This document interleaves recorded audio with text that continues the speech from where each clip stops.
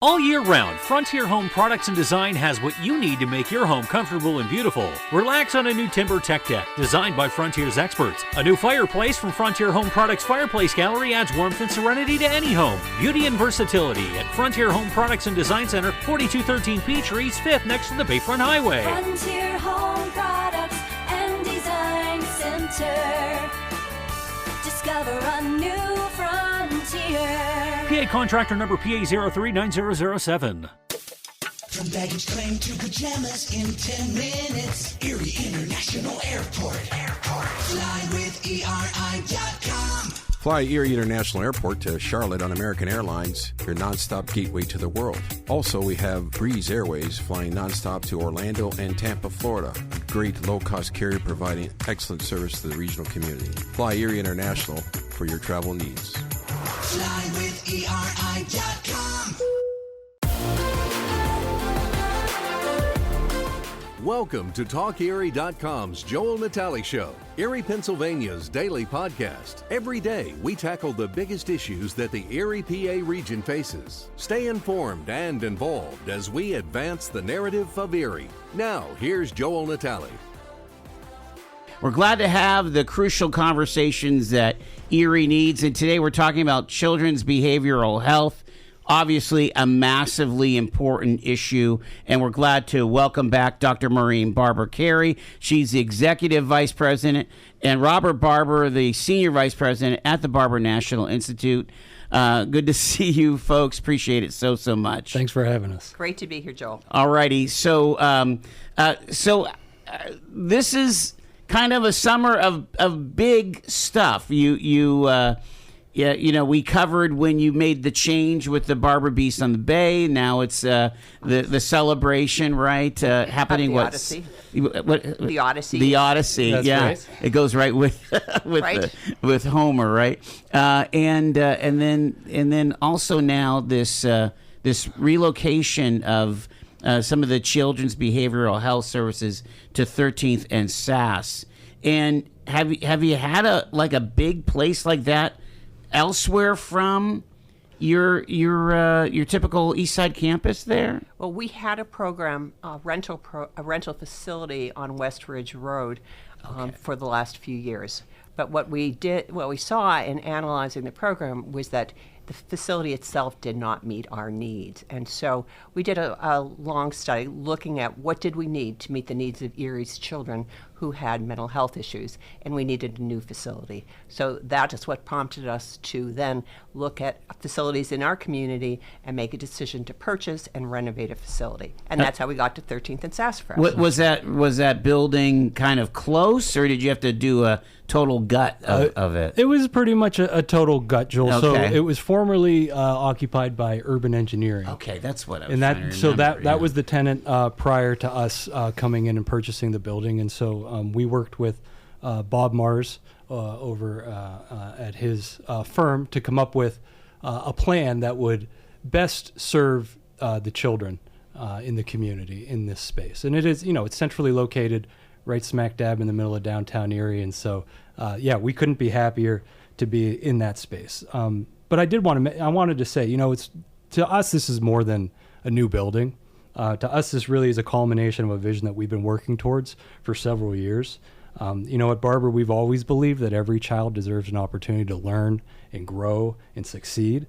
And so at the acute partial hospitalization program, the children that come to us are often experiencing behavioral health crises that are impacting them academically. And so really, we see this as a need in the Erie community. We don't ever want to see any child be left behind academically or be removed from traditional educational settings. And so, we take these kids into the program. We work with them for as long as they need. I think we talked before we came on air that it was a 15-day prescribed stay. Yeah. Those stays can be extended. But, we do our best to get the children back into the traditional school setting. So the children range in age from 5 to 18 years of age, and they attend public and private schools within our community. Any child attending these schools is eligible for this program, and the referrals can come from either the school district, the parent, or an agency that the parent and the family is involved with. This is a distinction, again, for somebody that is not in your space. There's a distinction between intellectual disabilities and behavioral health. Can you help me understand that? And is this facility, again, it's obviously not a new program for you, but it isn't necessarily on the intellectual disability side, is it? That's correct. It's not on the intellectual disability side. These children are typically in regular education, and they have behavioral or mental health concerns. Okay. I think a good way of understanding this is what are those mental health concerns? The majority of those children have anxiety disorders. 10% of all children who have mental health disorders have anxiety disorders. Another 10% have ADHD, attention deficit disorder. We also see, especially among teenagers, a high level of depression. So those would be the three sort of symptoms that you would see in children that would make them potentially eligible for this program. And this is a kind of, is it alternate ed? Again, you hear all these buzzwords that are thrown around. So, well, it would not be an alternative ed. Okay. It would be a short-term mental health program, just a day program for these children, so that they can get some intensive services that will help them then go back to their school and be very, very successful. Gotcha. Yeah. So the goal, Joel, is stabilize the crisis, build skills, support the families, and help the children return to the least. So they've kind of flipped a switch. I hate to use these lay terms, but it sounds like it turns from something that you might try to manage, bad behavior, let's say, to a switch of, okay, this child's in crisis. That's right. Yes, and it would either be in the home or it would be in the school. So the parents could be saying, I cannot manage my child at home any longer. I need help. Or it's the school district saying that I tried all these behavioral programs. It's not working. The child is not being successful. How can you at Barber National Institute help us? And this, again, I'm thinking about some of the things you see in school. So you have individualized learning plans, right? The IEPs. But you also have wraparound. Some kids need a wraparound, right? Sure, An actual aid, right? Some children have a wraparound service, which could be a support aide who goes to school with him or her. But what the school would be finding that wraparound aid is not enough. The child needs more. And it might so this is an elevation, Maureen. Yes, really a is. higher level of service. Gotcha. And it's the service the child needs to be able to remain in his regular school setting and be successful. You know why I'm asking this is that there's probably families listening, grandparents, parents, or whatever, who think that this is all they can get. Mm-hmm. This is all the support they can get. We're trying this thing through the district, and we're still not having the outcomes we're desiring, right? Right, and that's where we encourage families to work with the district, to talk to them about what your challenges are at home, what are the challenges at school, and then if the challenges are continuing, then consider this kind of a program. You call it partial hospitalization. Explain that for the listener, if you would, Bob. Now, why they call it partial hospitalization, I'm going to defer to Dr. Maureen Barber-Carey. Yeah. Basically, it's not a residential placement. You're not going to a hospitalization, but it's considered a partial because the child comes to this program a school day from 8:30 in the morning to 2:30 in the afternoon, and then he goes home. Okay. So it's a partial program. And again, for the layperson, don't let that hospitalization thing throw you. That's because right. We think, if you go in the hospital, I think it's scare. It's kind of outpatient care. It's more outpatient. Yeah. It's again a higher level because it would not be a 1 or 2 visits per week. Yeah. But I think you're so right, Joel. The word hospitalization scares the parent because I'm not going to want to have my child go in inpatient hospitalization. So they shy away from it until they really hear that your child will be picked up by a school bus, brought to our program, dropped off. We'll work. We'll be involved with the child during the day, and the child will come home to you that afternoon. I want you to thread the needle for me on what people kind of know BNI as, which is kind of for autism spectrum disorder, right? Is there links between behavioral health and some of the work that you do on the autism spectrum? Sure, there definitely are, because many children with autism and or with intellectual disabilities also have another disorder, a comorbid disorder, and that might be anxiety. Many children with autism have an anxiety disorder. They may have ADHD. So frequently you'll see children with autism having a secondary disorder, and that will be a behavioral health or a mental health disorder.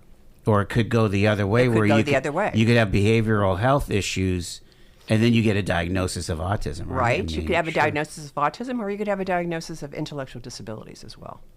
All right. Okay, let's talk about the new building. Again, what did it take to bring that up, and tell me a little bit about it, if you would. Yeah, so, well, the new building was something that we knew that the community and the children who were looking for these types of services, we want to have always the finest facilities at the Barber National Institute.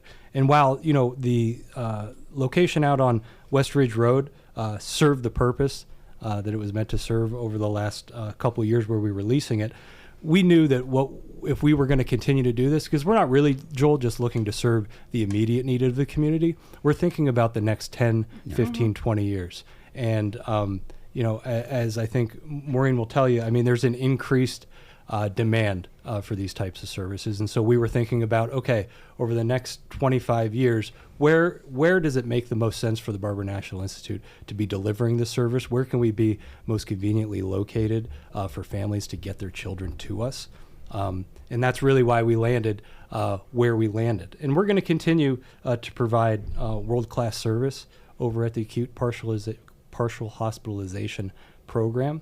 And we do that. We have a lot of highly trained professionals, behavioral health professionals over at that program. And they're led by Dr. Emily Smith, who is our psychiatrist over there.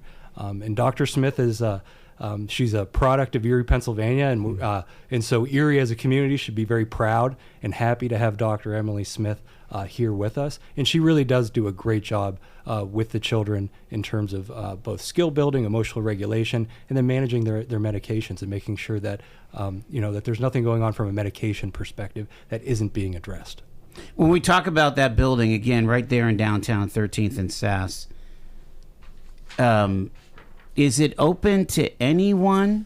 Or, I mean, as far as any, depending on your, is it open to Medicaid? Is it open to regular commercial insurance? Who's able to access that? So it's kids who are enrolled in school. And so, and so they will come to us with a variety of different payment streams. Okay, and the Barber National Institute is prepared to work with whatever payment stream comes to make sure that the child is served at the highest level possible. And so your question is it open to everyone? No.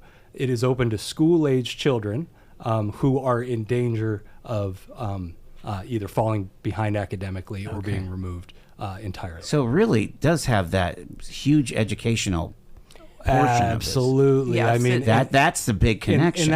And that is to me, the core connection back to the mission that Dr. Barber started. When she started back in 1952, her job was to meet with the parents of children who the school district said they could not educate. Yeah. And so what are we doing here with acute partial hospitalization 75 years later? We're doing the exact same thing. We're trying to keep these kids in their communities, give them the supports that they need to be in the least restrictive environment possible. And so I think, this program is uniquely one that if Dr. Barber were here today, she would say that this is the one that the Barber National Institute really needs to continue.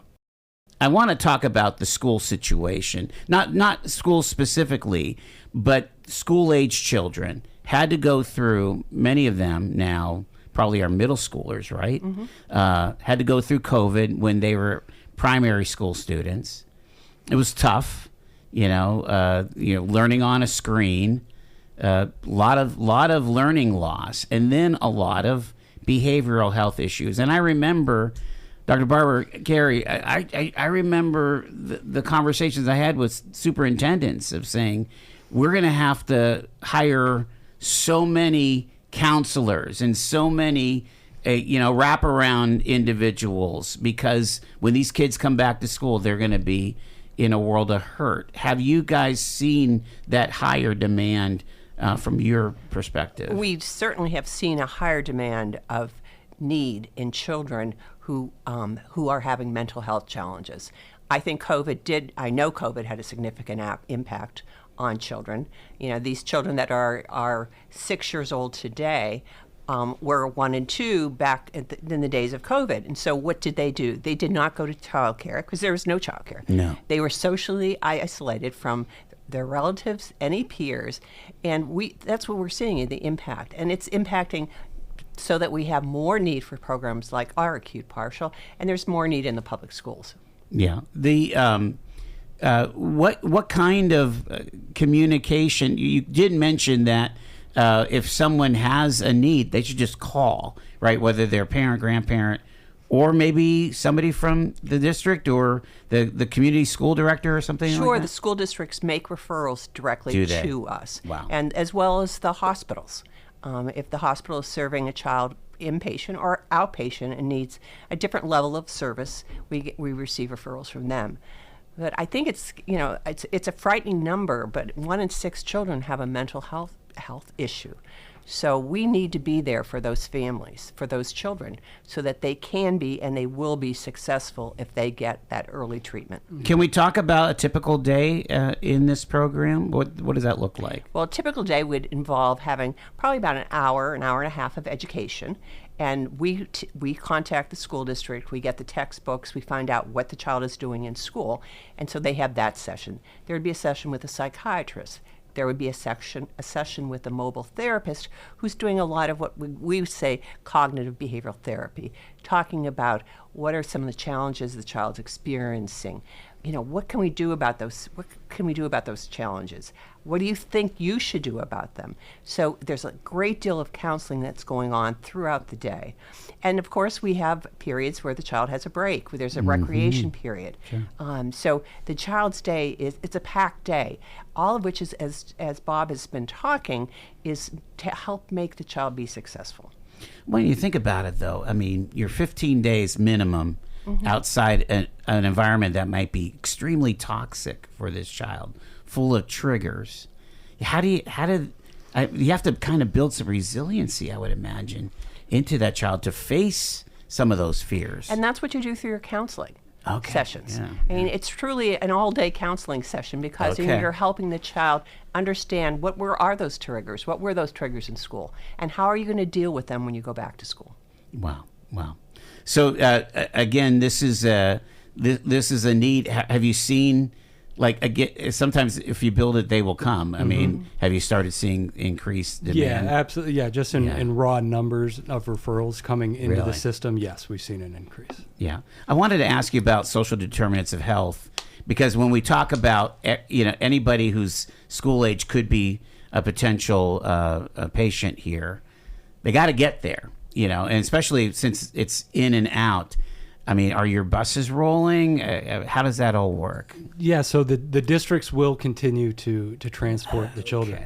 And so, and the families, of course, you always have the option to drive your son or daughter to the location, which we also see a lot of that as well. But yeah, the children come from their home district, and the districts will get them here.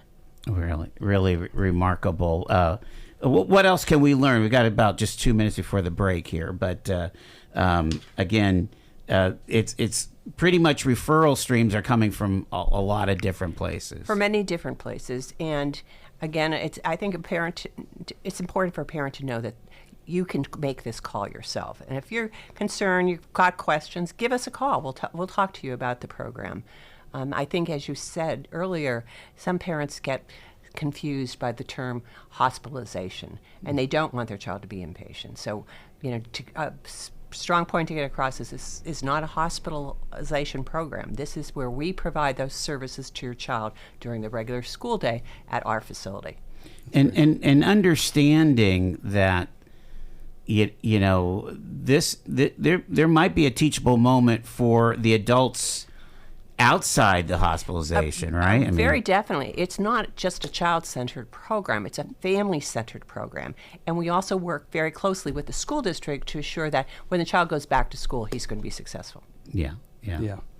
And so, the way that we think about this is we understand that the needs of the children with autism and intellectual disabilities and behavioral health challenges are changing. And families are looking for more specialized services. Schools are looking for stronger partners.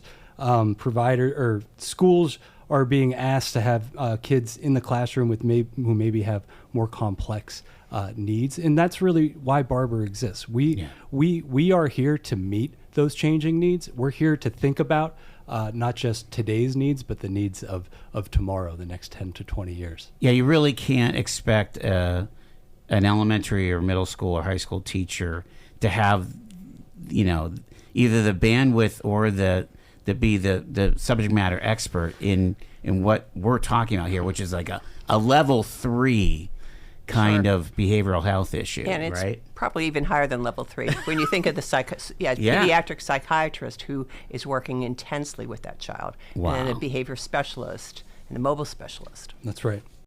Get paid to drive. Start a new career behind the wheel at the EMTA. If you are looking for a high-paying and rewarding career with full benefits and paid training, stop by or apply online today with the EMTA. Plus, EMTA riders can now enjoy free Wi-Fi on new, clean, and environmentally friendly buses to travel all over Erie County. Visit ridethee.com for more information. Get on board EMTA. Get on board EMTA. At Quickfill, what matters most is that our customers, our communities, and our heroes are taken care of.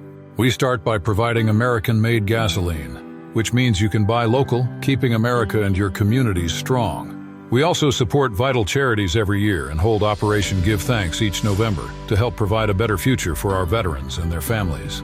We're proud to support the communities we live and work in, and we're doing our best every day to make our towns a better place.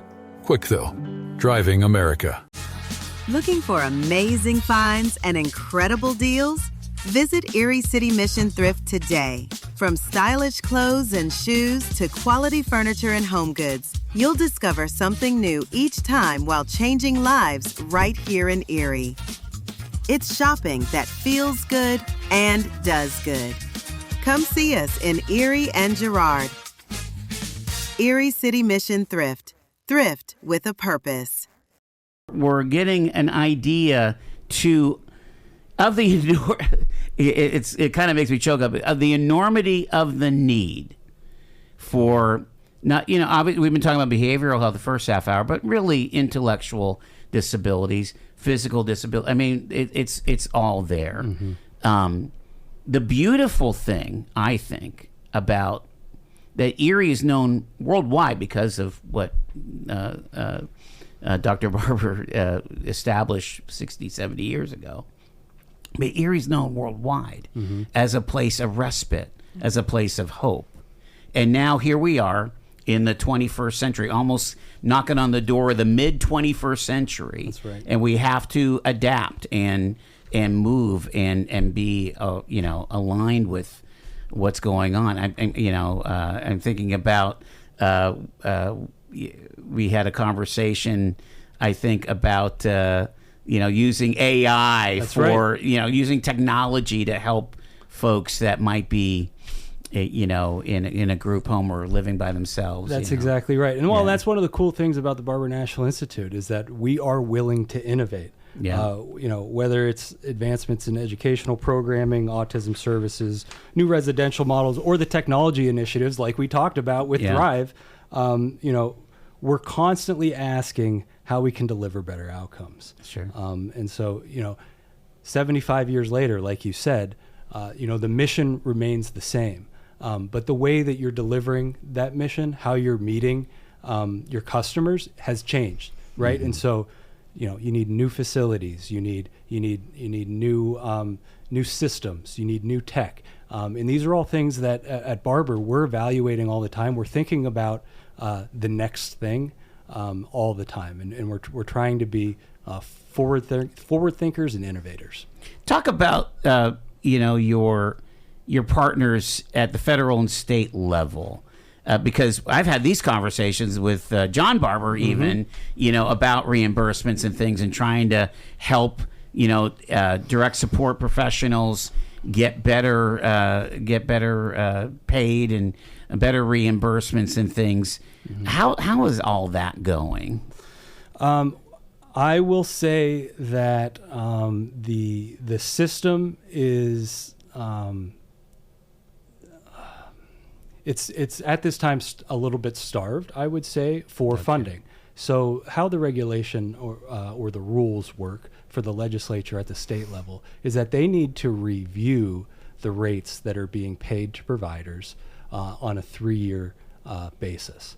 Now, that rule that says they need to review says nothing about that they need to act, right? And so the last time that we had any injection into the rates was 3 years ago. Was it really? And so when you hit the end of that 3-year cycle is when you're really, things are starting to get tight, and they get tighter every year because the reimbursement remains the same, but expenses, as you know, just macroeconomically, every year continue to increase. All we have to do is even just look at the insurance on your vehicles. There you go. Very just simply. One little line item on the budget. Or think about your own health insurance, or if you've looked at your electricity bill lately. Yeah, sure. Right? And so all of these expenses continue to go up, and the rates remain the same. And so, yes, over a certain period of time, things get tighter and tighter, and it becomes more difficult for providers to pay those direct support professionals a high rate.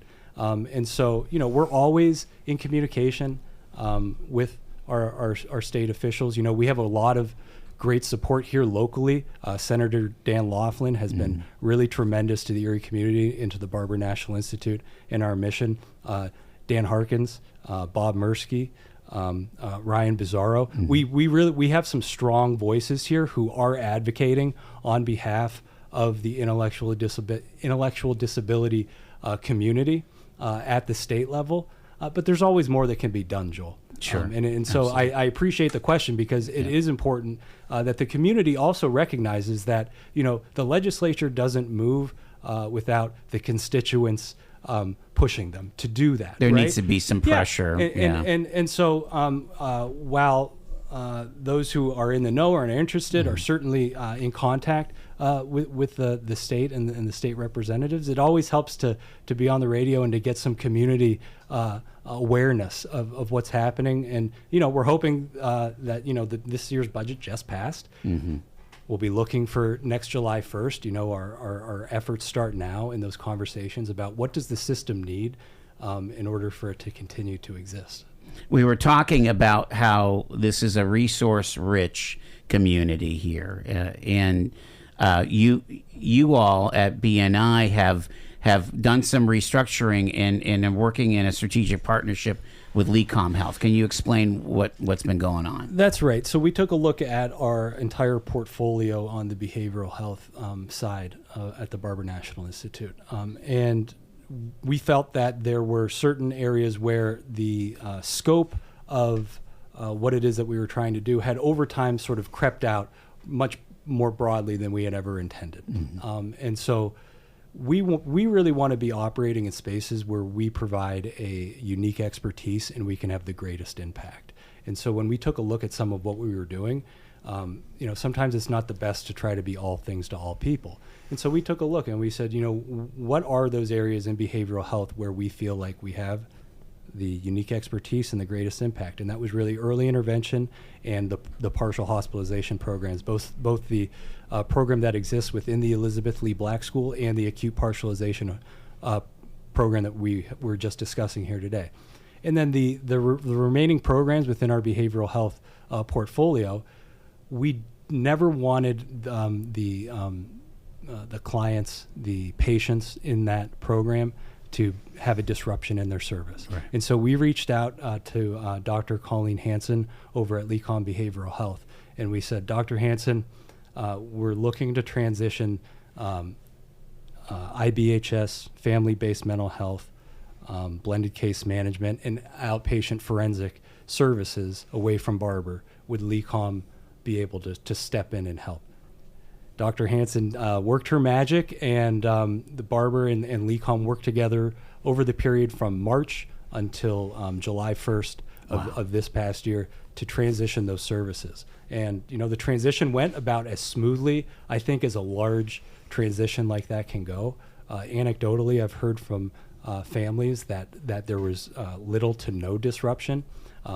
Many, if not all, of the behavioral health professionals whose service lines were moved with that service line. Mm-hmm. And so from the patient's perspective, they were still seeing the same clinician. They were just being seen now under a LECOM umbrella rather than a Barber umbrella, which is, to us, that's a success. Sure. Wow. So again, the focus is always going to be on intellectual disabilities, and again, I don't want to put words in your mouth, but people that are on the autism spectrum and kind of the traditional folks that people thought of the Barber National Institute for. That's absolutely right. Well, and we think about, we try to harken back to how would Dr. Barber herself handle these situations. What population would she most desire to serve? And as I said earlier, when I think about acute partial hospitalization, that is the population that she would say those kids need attention in order to get back into school, mm-hmm. right? And same thing with early intervention. The children need attention so that we can get them prepared for when it's time to get into the mainstream education, that they're ready to do it, and that the families have some level of comfort that there's a plan and that they have support behind them.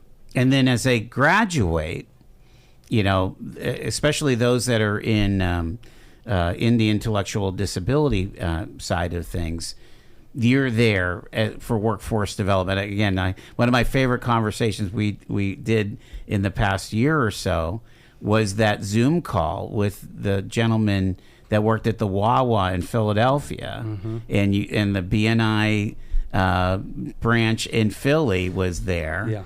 And that was just fabulous to me. Yeah. And we were at the Jersey Shore this weekend, or a couple weeks ago, and I'm telling my wife, yeah, we had a Wawa worker. That's right. That's exactly right. So yeah, we have clients in supported employment services all over the Commonwealth of Pennsylvania. That's fantastic. I mean, you can walk into country fairs here in Erie, and you'll see our clients working, and hopefully you won't even notice that it's a client of the Barber National Institute, which is the goal. Right. The mainstream things. So, do you think that this is indicative of where we're at in this decade now of the 21st century, where we're like, what, we need to have less silos and more coalitions and more working together in the human services space? Well, I think we, as an organization, have really had strong collaborations with other local providers. And I think the situation with LECOM shows that it was a win-win situation. Sure. Win for our employees, win for, most importantly, our families, mm-hmm. and win for both of our organizations. There's no doubt. All right. So you also were in the news. You renovated the pool. Tell me a little bit about that. Yeah, so we undertook to renovate our pool probably 3 years ago now, and we finally have had our official ribbon cutting. I think we did that a few weeks ago. And so, yeah, the pool is unique in that we are the only pool in north of I-80, or maybe even in western Pennsylvania, that has a pool floor that is movable, in that it will raise all the way to deck level, mm-hmm. and lower down to a depth of 4 feet. And so that allows children or adults who have ambulatory issues to get themselves onto a platform that is just at the deck level. Nice. And then that platform will lower down. So over the years, of course, the pool takes some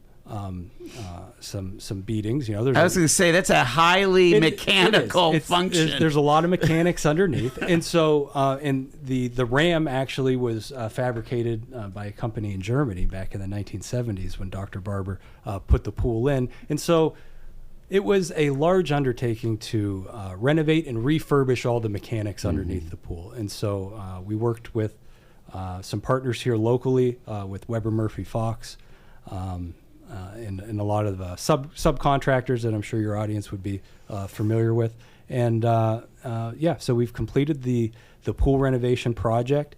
At the outset here, there was a little stumble out of the starting blocks where we had a little bit of an issue with sort of the way things, when you're joining sort of some old mechanics with some new mechanics, there sometimes is some friction that may be caused. And so we just needed to take a few days, step back and maybe lubricate some of the mechanics a little bit. So at this moment, the pool is actually empty and swim classes are on hold. But good news is I've just this afternoon received word that we're comfortable, that we're feeling good about the mechanics of the pool. We're going to refill it this afternoon and into tomorrow, and hopefully be reopening here in the next few days. No, that's tremendous. Yeah. Again, always moving, always growing. We're always moving. We're always looking ahead. We're always innovating, Joel. And how can we better meet the needs of our community? Yeah, absolutely. Talk again. Let's give a pitch for the upcoming event as well. Yeah, so the Lake Erie Odyssey is a spinoff of what your listeners would probably recognize as the Barber Beast on the Bay. As you all know, the Barber Beast on the Bay was a very popular obstacle course that took place out on Presque Isle Beach there. And in conjunction with that, we always ran our adaptive course for the children and adults who have intellectual disabilities, autism, and behavioral health challenges. When we took a look at that event, again, this was sort of part of our overall evaluation of the organization. We said, what's really great about this event and what the sponsors really get excited for, what the volunteers really get excited for, what the spectators really get excited for is the adaptive course. Yes. And so this year is the Lake Erie Odyssey, which is just the adaptive course, and it's going to be bigger and better than any adaptive course that we've ever had in the past. So the Gormans over at Waldameer, again, have been incredibly gracious and great partners with the Barber National Institute in their willingness to allow us to use the entirety of Waldameer Park as our obstacle course for the Lake Erie Odyssey. And so we're really excited about this event. I think at last check-in, we had about 185 participants signed up. Anybody out there, children and adults with intellectual disabilities, autism, behavioral health needs, registrations are open. If you go on the website, www.barberinstitute.org, and if you hover over the events tab, you'll see a link to the Lake Erie Odyssey. Go on in there. Participation in this event is free. The participation is being underwritten by WabTech, which we are very grateful for. Nice. And so this really is. This is a celebration of the Erie community. I think it's a really great opportunity for children and adults who maybe don't always get to be the main character or the hero to go out and be the main character, be the hero, be the star. And so we're really excited about this. That's fantastic. Great that you've been able to morph that into something that really is going to make an impact. And I do want to get the date out there. Yes, please. September the 12th, I believe. Hold on. You know what, Joel? I'm going to look at my calendar right now. I'm going to ask Dr. Barber-Carey kind of a final question while you're looking that up. Tell a story, something that recently kind of moved you about just what is synergetic with what the Barber National Institute's all about. Sure, and it involves the Acute program. It does. There was a mom at the Acute opening, and she said a few words, and so afterwards I went up to her and just said, introduced myself and said, tell me more about your child and tell me more about the difference we've made in his life. And she said she had adopted this young man, and he had very, very significant behavioral problems and was very challenged by school. And it was very difficult at home, and she didn't know where to turn. And she turned to us, and she said, you have made the difference in our family. We truly would not have been able to continue with our son if he continued those challenges that he had. And she said, we owe you everything, because we're now, our family can really be a family. Yeah. Those are really, I know a few folks that deal with attachment disorder children. Mm-hmm. Usually they're out of the foster system or, they're being adopted. And it is such a hard case but it sounds like that we can make a difference. We can make a difference. That's right. Yeah. What a powerful testimonial too. For sure. It really was. It really was. Wow. And so Lake Erie Odyssey, September 12th. September 12th. 11 a.m. is when the first wave will be released. And so I like the wave, yes. Every 20 minutes we'll be releasing waves of race participants. And then afterwards we're going to be having a big party right there at Rainbow Gardens. And so it'll be an indoor outdoor. We'll have food trucks, we'll have snacks, we'll have games, we'll have music. It's going to be great. So come on down. Fantastic. I'm going to leave it there. What a great conversation. Again, here on the Joel Natale Show. Dr. Maureen Barber-Carey, Executive Vice President. Robert Barber, the Senior Vice President. Folks of the Barber National Institute, thank you so much for getting us caught up. Congratulations on the ribbon cutting and the new location here. And again, do it all for the betterment of these families in our community. You know, as the family goes, so goes the community. We all benefit, don't we? It's our pleasure to be here, but thank you also for inviting us, because we want to be able to get the word out to our families so they know the wealth of services that are available to them in the Erie community. There's no doubt about it. That's right, John. Thank you guys so much. You've been listening to The Joel Natale Show, Erie, Pennsylvania's daily podcast from TalkErie.com. Subscribe to our show on your favorite podcatcher and get involved by emailing joel@TalkErie.com.